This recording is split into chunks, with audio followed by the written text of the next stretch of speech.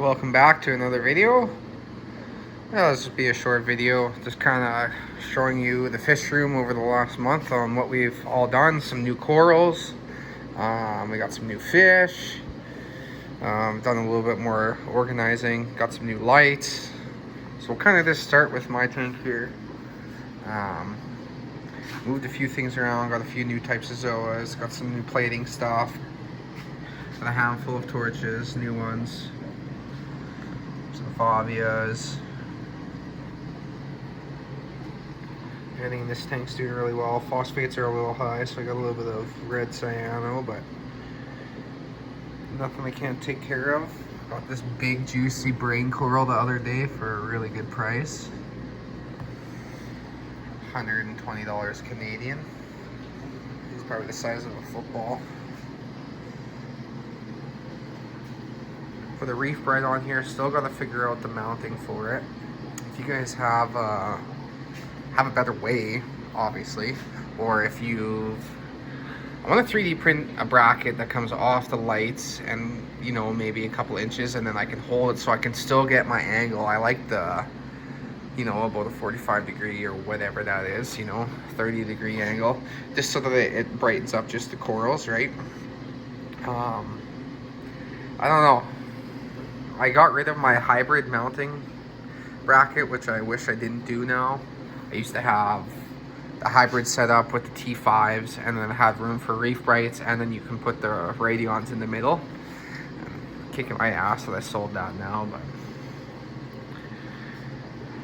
should be getting enough. Like these top torches or these top SPS, they're getting right around 200, 250. This top guy. Torches are right around the 150, 180 marks, and then some of these bottom zoas are just over 100, 120-ish. So there's more than enough light in the system for sure, but I would like to bump her up. That's, of course, just to get more growth and coral pop. Now with this tank, I just haven't done anything to it other than maybe scrape the glass here and there. It's been running for probably, I don't know, I want to say about 8 to 9 weeks now, and added a few things. I took the long tentacle toadstool out from here, in that corner. I moved them in here. I got a couple of plates, purple plate. There's another big leather in the back there that hasn't fully opened yet. I got a couple new fish, got a starry blenny. There's a yellow mini tang in here somewhere. He actually, I wanted to make a video on him, but this will be a good starter video. He went to my local fish store, Bayside Corals in Saskatoon, and he came from a tank that was definitely neglected. He had flukes, like probably the worst I've ever seen. I kept my eye on him for the last about 4 to 6 weeks. They were dipping him every 3 to 7 days. Didn't see flukes on him for the last few weeks. Brought him home, dipped him, didn't see anything. And his color is finally starting to come out. I've only had him in the tank for about, I don't know, 4 days now. But we'll do an updated video on him just so you guys can see the progress he makes. But I've tried to keep this 180 very simple. Just a couple fish, a little more than just a couple fish, but easy corals, you know. This is my brother's tank. He's bought some new lights recently for it. I know he's gotten a couple of new corals. Mostly just some frags from over on my system that he was keeping his eye on, like some torches and some hammers and some zoas. But yeah, his tank's coming along really nicely. Got some good growth on the Jason Fox beach bum there. Really good growth on that guy. And these lights we've only had on the system for a week now. Not even a week tomorrow. And nothing seemed phased, nothing. The blues are really nice. Whites are strong and powerful. I think like right now they're probably, let's see. Yeah, 20% white, 80% blues. I'm gonna get him to change that at some point. He needs more blues in there, but I think it ramps up more blues at the end. It's kind of hard to see there. It's got it so at 80%, and then it ramps up to like 90 or 100 just about, and then wraps back down. Whites don't ever get higher than 20.